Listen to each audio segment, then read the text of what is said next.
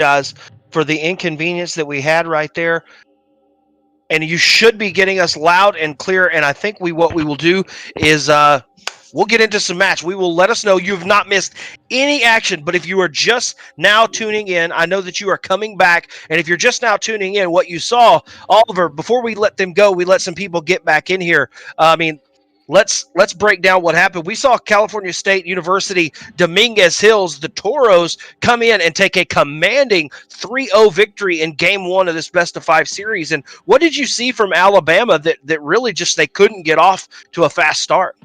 I mean, you mentioned it midway through the game last time, and I think that was probably the most acute point that they need to work on. The rotations right now do not look like they're supporting one another. Right now, it looks like the rotations are kind of just a one-man army, each player trying to make some sort of shot or trying to do something, and there's no one to back them up in the middle. So for Alabama right now, they need to calm their nerves and just go back to the basics. Again, we mention this all the time, but standard Rocket League is standard Rocket League for a reason. As cool as it is to do a shot off the ceiling and get a banger of a touch off the backboard to a double tap, that's not as effective as just clean, normal Rocket League. So Alabama, go back to basics, and you guys should have a shot here. We've seen you play great on stream before, and the biggest thing you have to avoid is CSUDH loves momentum. If they ride this, they're going to take you guys on a 3-0 ride that you will not enjoy. So Alabama, they have to come out here in the second game, or they're going to suffer a very long and tough series. Absolutely. Again, ladies and gentlemen, thank you for being back with us. We apologize for the delay, but we are ready to go. We are going to let them know that we are ready to start Game 2. Okay, we are not ready, but we are almost there.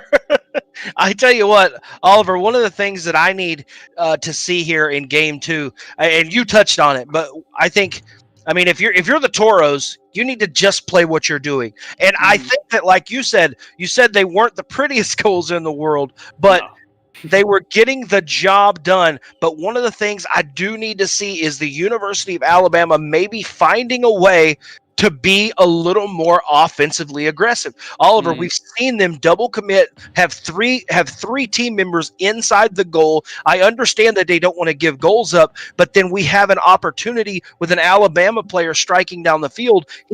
He can't send a pass off the wall because there's nobody there to put it in the back of the net.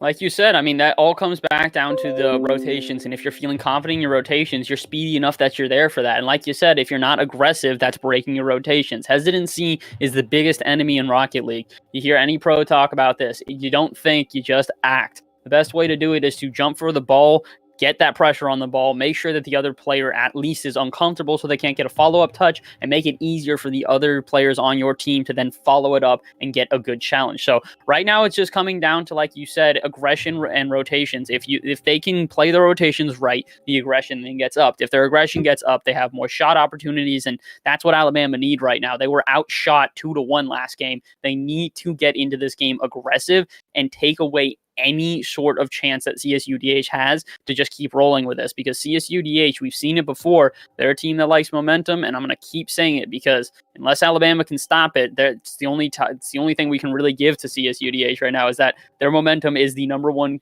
killer against other teams right now. So run with it, and you should have a shot here. But really, this is still a pretty up in the air game. We were talking about this earlier, Jaron.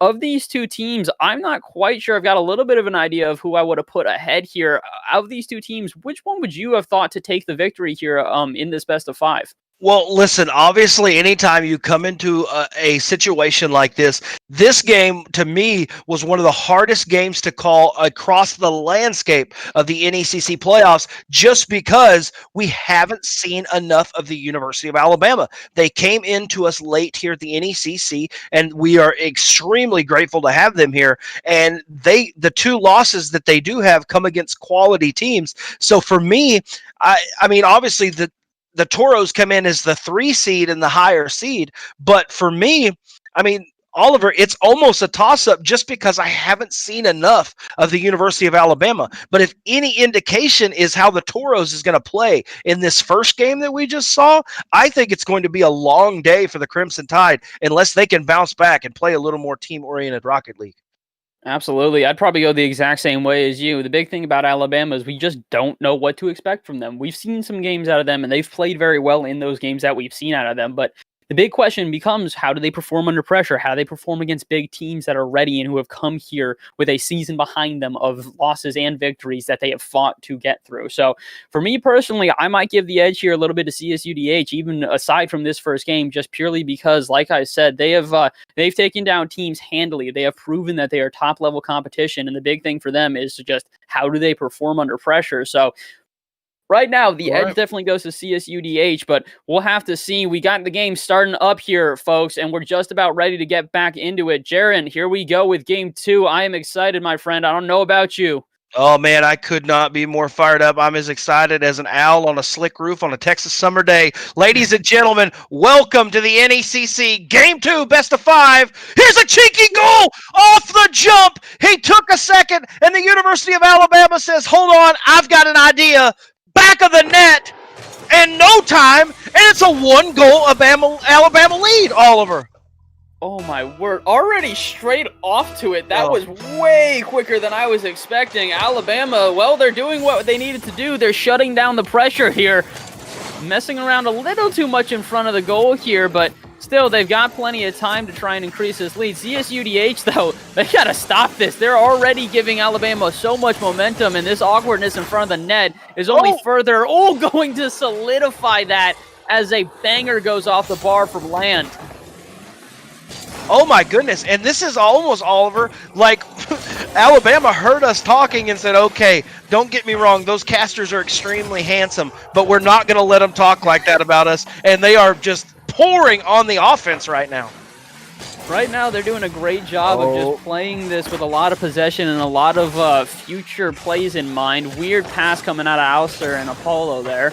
But right now, it really does look like Alabama came into this game with a lot more of a grounded mindset. The touches they're making are a lot more precise. The aggression they're making is a lot more timely. And the question really becomes now, can CSUDH try to break them? Because you see them in Alabama's half right now, but I don't know about you. Oh, I was going to say, Alabama don't look too frazzled, but as that one goes off the backboard, Alster's going to have a rebound, and 1-1, CSUDH make me eat my words like that. Absolutely. We are having, it looks like we're having a little bit of gameplay issues.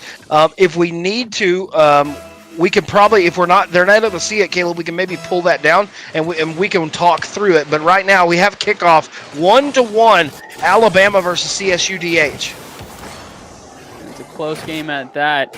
Right now, Alabama making some weird moves as they pinch it back out to midfield for another one of their players. Obi's going to be there, but that's definitely not how you want to play at Alabama. After having clean rotations to start it, leave their net open for a shot from Alster. Paulo can't get the follow-up, though.